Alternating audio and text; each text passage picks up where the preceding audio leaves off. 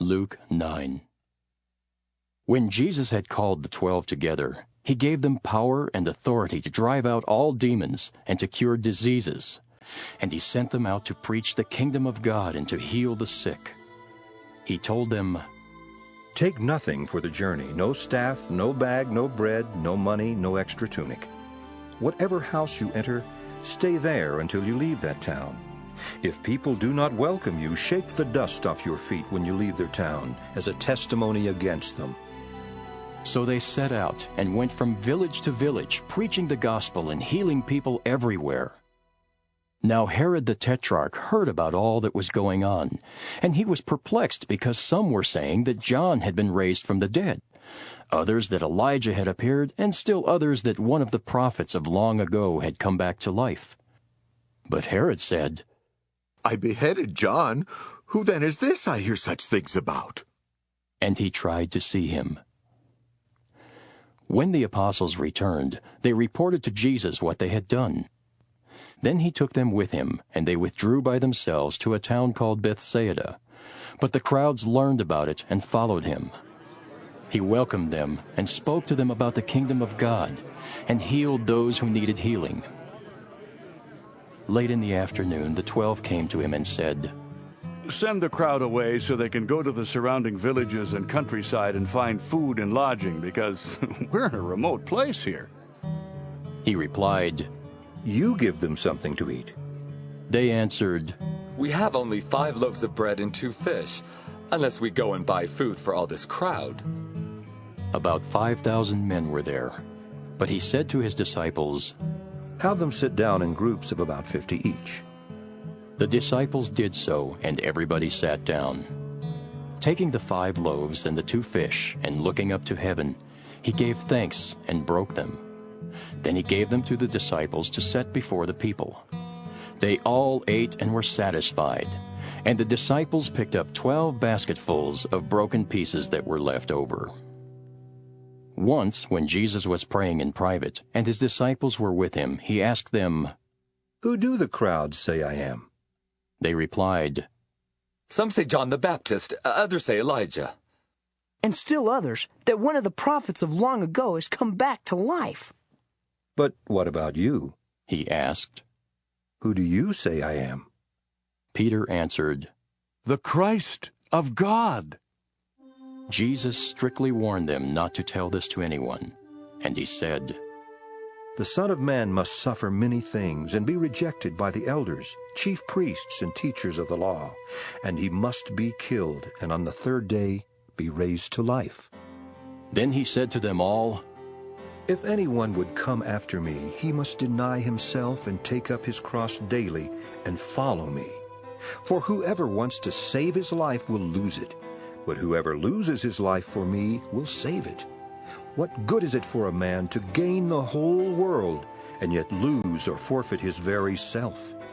If anyone is ashamed of me and my words, the Son of Man will be ashamed of him when he comes in his glory and in the glory of the Father and of the holy angels. I tell you the truth, some who are standing here will not taste death before they see the kingdom of God." About 8 days after Jesus said this, he took Peter, John, and James with him and went up onto a mountain to pray. As he was praying, the appearance of his face changed, and his clothes became as bright as a flash of lightning. 2 men, Moses and Elijah, appeared in glorious splendor, talking with Jesus. They spoke about his departure, which he was about to bring to fulfillment at Jerusalem. Peter and his companions were very sleepy, but when they became fully awake, they saw his glory and the 2 men standing with him. As the men were leaving Jesus, Peter said to him, "Master, it is good for us to be here. Let us put up 3 shelters, one for you, one for Moses, and one for Elijah." He did not know what he was saying. While he was speaking, a cloud appeared and enveloped them, and they were afraid as they entered the cloud. A voice came from the cloud saying, "This is my Son, whom I have chosen. Listen to him." When the voice had spoken, they found that Jesus was alone. The disciples kept this to themselves and told no one at that time what they had seen. The next day, when they came down from the mountain, a large crowd met him. A man in the crowd called out, "Teacher, I beg you to look at my son, for he is my only child. A spirit seizes him and he suddenly screams. It throws him into convulsions so that he foams at the mouth. It scarcely ever leaves him and is destroying him. I begged your disciples to drive it out, but they could not." Oh, unbelieving and perverse generation! Jesus replied, How long shall I stay with you and put up with you? Bring your son here. Even while the boy was coming, the demon threw him to the ground in a convulsion. But Jesus rebuked the evil spirit, healed the boy, and gave him back to his father. And they were all amazed at the greatness of God. While everyone was marveling at all that Jesus did, he said to his disciples, Listen carefully to what I am about to tell you.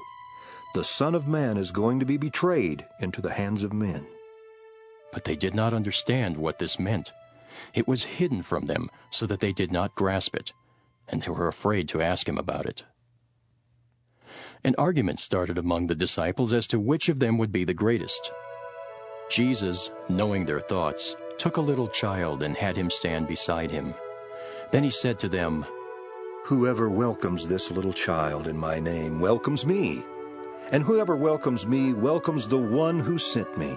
For he who is least among you all, he is the greatest. Master, said John, we saw a man driving out demons in your name. We tried to stop him because he is not one of us. Do not stop him, Jesus said, for whoever is not against you is for you. As the time approached for him to be taken up to heaven, Jesus resolutely set out for Jerusalem. And he sent messengers on ahead who went into a Samaritan village to get things ready for him. But the people there did not welcome him because he was heading for Jerusalem. When the disciples James and John saw this, they asked, Lord, do you want us to call fire down from heaven to destroy them? But Jesus turned and rebuked them, and they went to another village. As they were walking along the road, a man said to him, I will follow you wherever you go.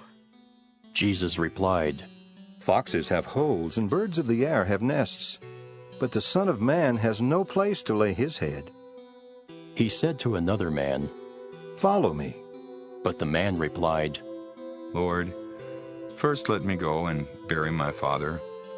Jesus said to him, Let the dead bury their own dead, but you go and proclaim the kingdom of God. Still another said, I will follow you, Lord, but first let me go back and say goodbye to my family. Jesus replied, No one who puts his hand to the plow and looks back is fit for service in the kingdom of God.